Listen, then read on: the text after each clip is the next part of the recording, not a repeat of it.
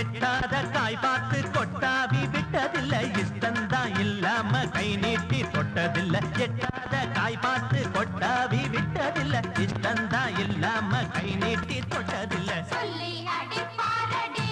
அடிச்சாரு